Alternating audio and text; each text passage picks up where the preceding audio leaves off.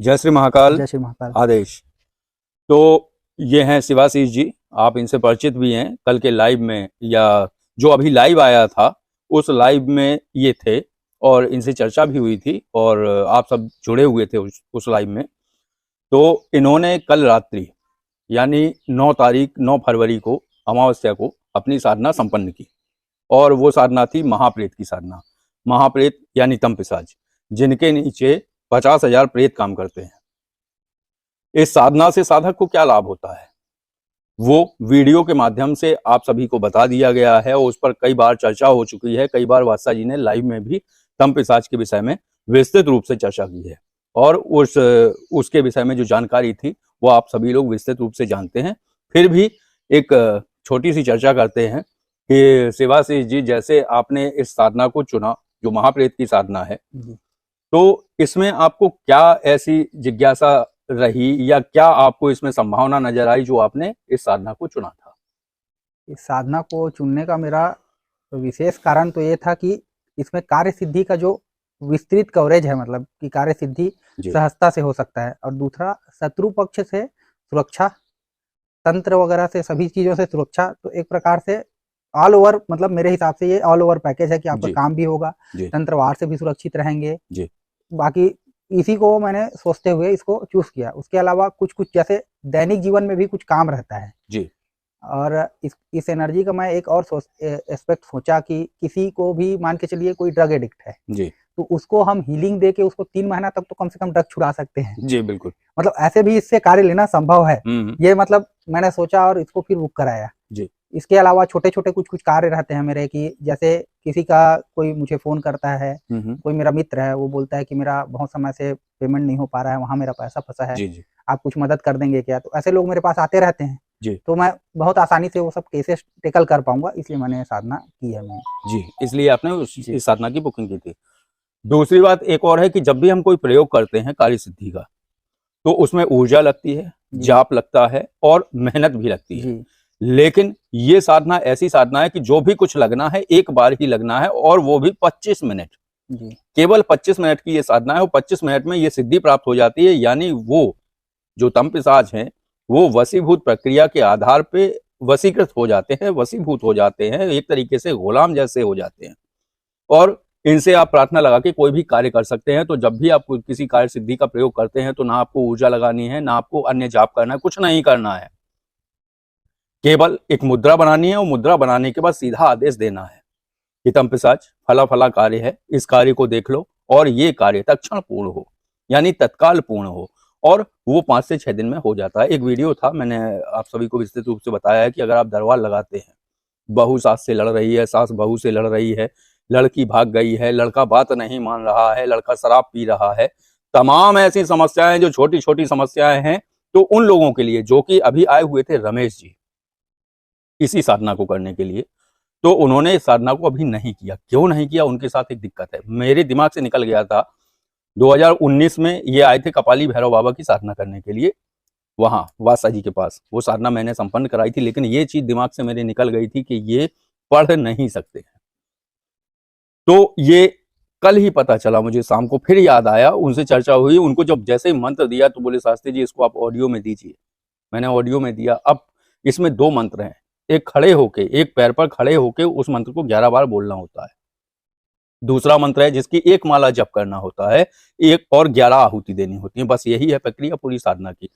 तो वो दोनों मंत्रों में कंफ्यूज हो रहे थे, तो मैंने कहा अभी मत करो, अभी घर जाओ, इस मंत्र को सुनो, दोहराना नहीं है, केवल सुनते रहो, दिमाग में बिठाओ। इस मंत्र को बोलना नहीं है, इस मंत्र को बोला नहीं जाता है बिना साधना के, क्योंकि इस मंत्र के थोड़े से अलग प्रभाव आते हैं फिर। तो इसलिए उनको वापस भेज दिया गया था कल ही और शिवाशीष जी ने अपनी साधना संपन्न की 9 तारीख को।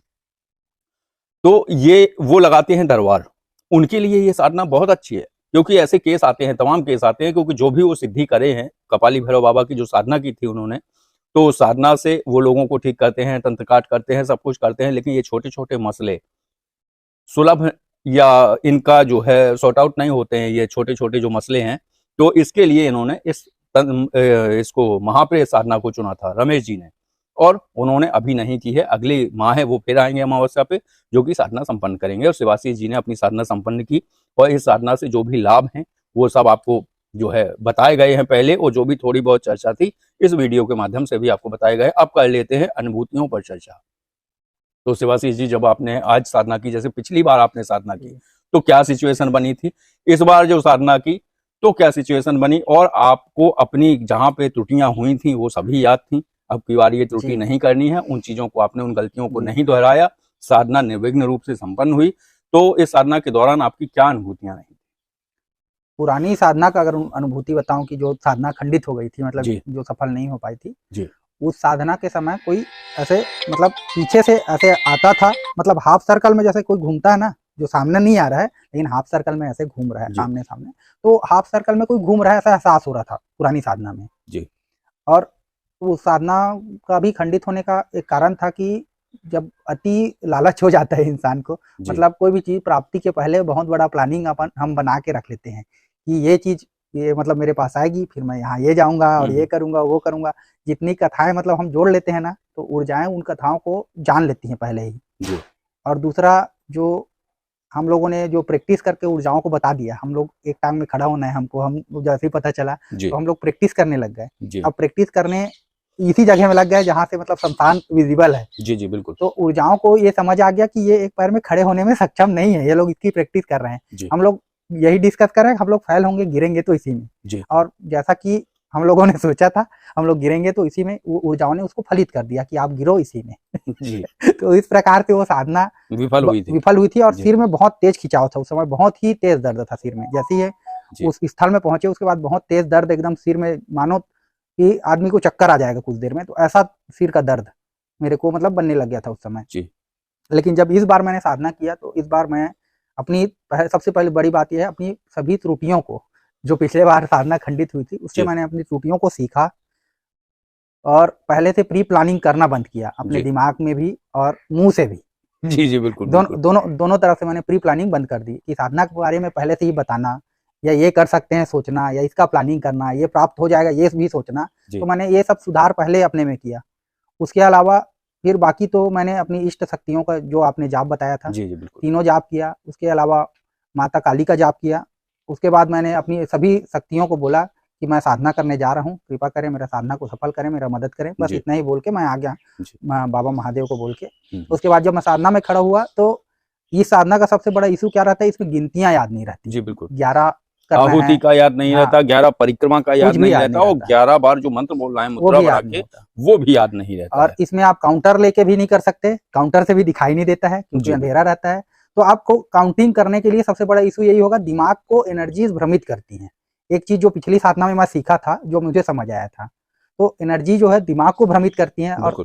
और जैसे ही मेरे बगल वाले का टांग रखा गया पिछले बार, तो उसने जैसे ही टांग रखा अनुज जी ने, तो मैं भी घबरा के टांग रख दिया। या तो मैं घबरा के रखा कि एनर्जी ने मुझे टांग रखवाया, ये भी अभी मैं सोचता हूँ इसके बारे में, अभी भी विश्लेषण कर रहा हूँ, मैं अभी तक समझ नहीं पा रहा हूँ क्योंकि मुझे कोई दिक्कत नहीं हुई थी, मैंने टांग रख दिया था।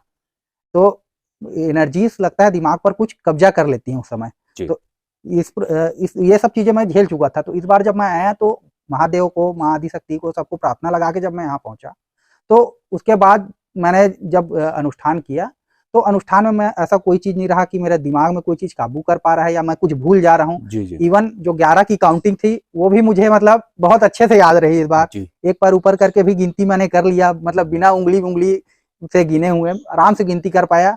और जो अनुभूतियां हुई जाप के दौरान, मुझे कोई परेशानी नहीं हुई इस बार, तो इस बार के लिए। और जब जाप समाप्त होने के बाद फिर मेरा सिर भारी होना शुरू हुआ, क्योंकि इस बार उनको पता नहीं था कि मैं साधना करूंगा। बिल्कुल। मैं घर से निकलते समय भी बोला था, जिनसे भी मेरा बात हुआ है, अब मैं वो साधना नहीं करूंगा, अब मैं लक्ष्मी यक्षिणी जी का साधना करने जा रहा हूँ। जिसको भी मैंने बताया यही बता के मैं वहां से निकला था। तो बस यही थी इनकी जो है शिवाशीष जी की जो अनुभूतियां हुई हैं साधना के दौरान। और दूसरी बात, इन्होंने एक जगह अनुष्ठान शब्द प्रयोग किया है, वो अनुष्ठान नहीं है, वो है सिद्धि की प्रक्रिया। जो सिद्धि की प्रक्रिया इन्होंने करी थी, ये उस विषय से संबंधित चर्चा कर रहे थे, तो अनुष्ठान नहीं था, वो एक सिद्धि की प्रक्रिया थी, जो वसीभूत प्रक्रिया है तब पिशाच की, वो इन्होंने की। और उस दौरान जो इन्हें अनुभूतियां हुई हैं, इस बार इन्हें कोई ऐसी चीज नहीं समझ आई। जैसे कि वो ऋषभ ने साधना की थी, तो एक उसे घोड़े की जो टाप होती है, जो उसके खुर होते हैं, जो उसके पंजे होते हैं घोड़े के, वो जो आवाज आती है, वो आवाज उसके चारों तरफ आ रही थी ऋषभ को। ये जब पिछली बार साधना करने आए थे तो इन्हें कोई चीज घूमती हुई नजर आ रही थी, जैसे कोई जो पत्तों पे वैसे व्यक्ति चलता है, चर चर की आवाज आती है, तो ऐसा इन्हें महसूस हो रहा था कि कोई घूम रहा है इनके चारों तरफ। लेकिन इस बार ऐसी कोई अनुभूति नहीं हुई। लेकिन जैसे ही एक माला जाप हुआ, तैसे ही इनका सिर भारी होना शुरू हो गया और थोड़ा ब्लिंकिंग शुरू हो गई। बस ये एक इतनी ही अनुभूति हुई थी इन्हें इस बार। क्यों हुई? वो इसलिए हुई क्योंकि इन्होंने उस बात का कोई प्रचार प्रसार नहीं किया। एनर्जी को ये चीज कोई पता नहीं थी कि ये सिद्धि या साधना करने आए हुए हैं।